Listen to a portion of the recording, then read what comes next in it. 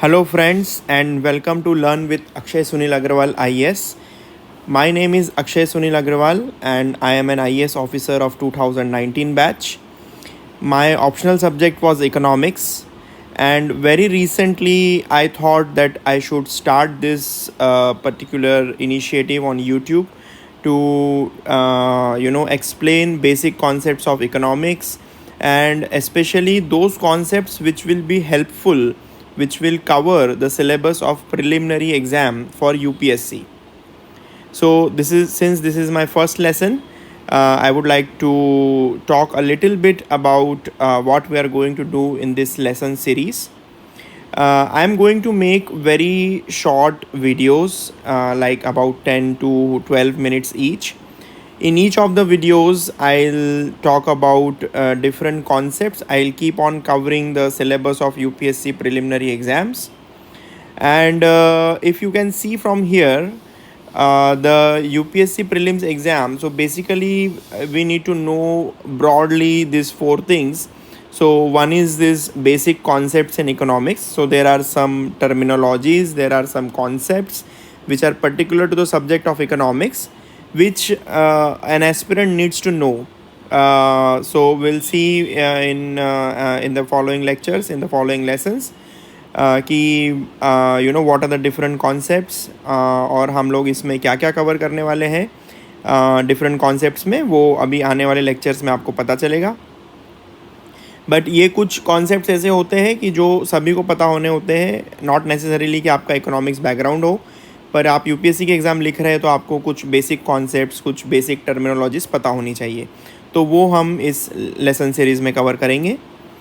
दूसरा आपको जो इसमें पता होना चाहिए वो है इकोनॉमिक ग्रोथ एंड डेवलपमेंट. तो जैसे कि हम लोग आप देखेंगे यूपीएससी के सिलेबस को, तो उसमें काफ़ी कुछ चीज़ें होती है इकोनॉमिक ग्रोथ एंड डेवलपमेंट से रिलेटेड, जैसे inclusive growth, inclusive development, different schemes of government. तो ये सारी चीज़ें होती है. उसके हमको कॉन्सेप्ट अंडरस्टैंड करना है कि इकोनॉमिक ग्रोथ क्या होती है, उसको मेजर कैसे करते हैं, और what are the contributing factors, what are the different policies of government for economic growth and development. So all these things we will see. उसके बाद में एक बहुत इंपॉर्टेंट चीज़ होती है फाइनेंशियल मार्केट्स. तो जैसे इसमें आपका सारी चीज़ें आ जाती है, स्टॉक मार्केट्स, बैंकिंग, है ना. हम लोग आरबीआई के बारे में भी काफ़ी कुछ सुनते हैं, स्टॉक मार्केट के बारे में काफ़ी कुछ सुनते हैं, सेंसेक्स आपने शायद कभी सुना हो. तो ये सारी चीज़ें भी हमको एक बेसिक नॉलेज इसका होना चाहिए यूपीएससी के लिए, क्योंकि कई बार इसके ऊपर क्वेश्चंस आते हैं, जैसे फॉरेन डायरेक्ट इन्वेस्टमेंट के ऊपर, या इक्विटी फाइनेंसिंग के ऊपर, या मनी फाइनेंसिंग के ऊपर, या डिबेंचर्स, बॉन्ड्स. ये सारे शब्द आपने शायद कभी ना कभी सुने होंगे. तो हम इसको अच्छे से इस लेक्चर सीरीज़ में पढ़ेंगे कि ये सब कुछ क्या होता है. और हम लोग कुछ ये भी कवर करेंगे, what are the different laws and regulations related to economy. देखिए, हर देश में अपने अपने इकोनॉमी को, अपने अपने फाइनेंशियल सेक्टर को मैनेज करने के लिए काफ़ी सारे कानून होते हैं, लॉज होते हैं, रेगुलेशंस होते हैं. तो यही सब हम लोग इस पर्टिकुलर लेक्चर सीरीज़ में हम लोग देखेंगे कि हमारे देश में कौन कौन से कानून हैं, कौन कौन से लॉज हैं, और ये सब प्रीलिम एग्ज़ाम को मद्देनज़र रखते हुए काफ़ी इम्पॉर्टेंट है. So these are very important for prelims exam. I'll also talk a little bit about resources to be followed, जो कि यहाँ पे मैंने लिख रखा है. तो प्रिलिमिनरी एग्ज़ाम इकोनॉमिक्स के लिए जो सबसे इम्पॉर्टेंट रिसोर्सेज होते हैं वो है एनसीईआरटी की किताबें. तो एनसीईआरटी में मैं यूजुअली सजेस्ट करता हूँ कि आप क्लास 11th और 12th की किताबें पढ़ें. क्लास 11th में आपको बहुत ही बेसिक इकोनॉमिक डेवलपमेंट और इन सब चीज़ों के बारे में पता चलेगा. बहुत ही बेसिक किताब है, वो आप पढ़ सकते हैं. और सबसे इम्पॉर्टेंट किताब होती है हमारी क्लास 12th की मैक्रो इकोनॉमिक्स की किताब. तो आप जब क्लास 12th की आप एनसीईआरटी की किताबें देखेंगे तो उसमें आपको दो बुक्स मिलेगी. एक तो होता है इंट्रोडक्टरी माइक्रो इकोनॉमिक्स, और दूसरा होता है इंट्रोडक्टरी मैक्रो इकोनॉमिक्स. तो माइक्रो इकोनॉमिक्स हमारे लिए इतना इम्पॉर्टेंट नहीं है, क्योंकि वो कोर इकोनॉमिक्स में चला जाता है. तो यूपीएससी में जो नॉन इकोनॉमिक्स बैकग्राउंड के एस्पिरेंट्स हैं उनके लिए वो इम्पॉर्टेंट नहीं है. उसके ऊपर से कहीं से प्रश्न नहीं भी आते हैं. कहीं कहीं पे यदि ज़रूरत पड़ेगी तो वो मैं आपको लेक्चर्स में वो कॉन्सेप्ट्स भी मैं आपको समझाऊंगा.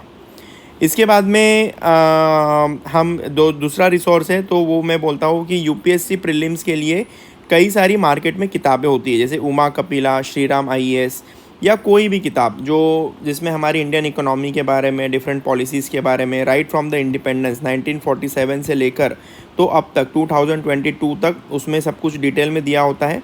तो यदि आपके पास में समय है, यदि आप प्रिपरेशन अभी स्टार्ट कर रहे हैं, तो मैं आपको बिल्कुल रिकमेंड करूँगा कि आप कोई भी एक किताब पढ़ ले।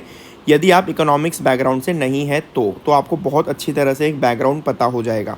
हालांकि ये चीज़ प्रीलिम्स में इतनी ज़्यादा डायरेक्टली इंपॉर्टेंट नहीं होती है, लेकिन जब हम ये किताबें पढ़ते हैं तो काफ़ी सारी टर्मिनोलॉजीज़ हमारे सामने आती है और फिर उन टर्मिनोलॉजीज़ के ऊपर हमारे क्वेश्चंस हो सकते हैं, तो ये उसके लिए इम्पोर्टेंट है। सबसे महत्व का होता है गूगल सर्चेस। अब जैसे मैंने बोला कि आप यदि ये किताब पढ़ेंगे इनमें से कोई, तो आपको कुछ नई नई टर्मिनोलॉजीज़ पता चलेगी। वो टर्मिनोलॉजीज़ हो सकता है कि आपको पता ना हो, उसका मीनिंग पता ना हो, तो वहाँ पे आपको फिर गूगल की हेल्प लेनी है।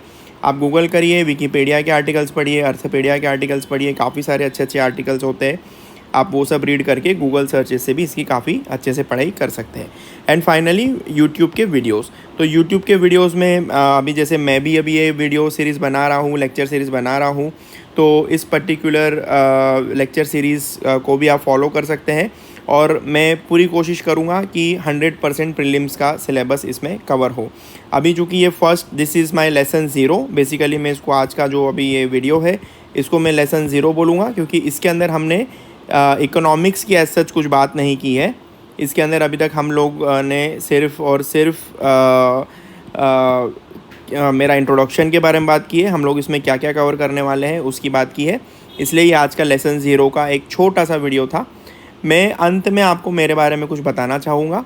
तो मैंने बेसिकली जो मेरी पढ़ाई की है, मैंने मास्टर्स किया है MS in economics from national university of Singapore. तो मैंने सिंगापुर यूनिवर्सिटी से मैंने इकोनॉमिक्स में मास्टर किया हुआ है। उसके बाद मैंने कुछ दिनों तक वहाँ के एक रिसर्च सेंटर में एज एन इकोनॉमिस्ट जॉब भी किया है। तो इकोनॉमिक्स ये सब्जेक्ट मुझे बहुत पसंद है। मेरा UPSC में ऑप्शनल भी इकोनॉमिक्स था और मेरी UPSC 2018 CSE 2018 एग्ज़ाम में मेरी ऑल इंडिया 43 रैंक आई थी, जिससे मैं IAS बना। तो मेरा आई थिंक इतना इंट्रोडक्शन आप लोगों के लिए काफ़ी है।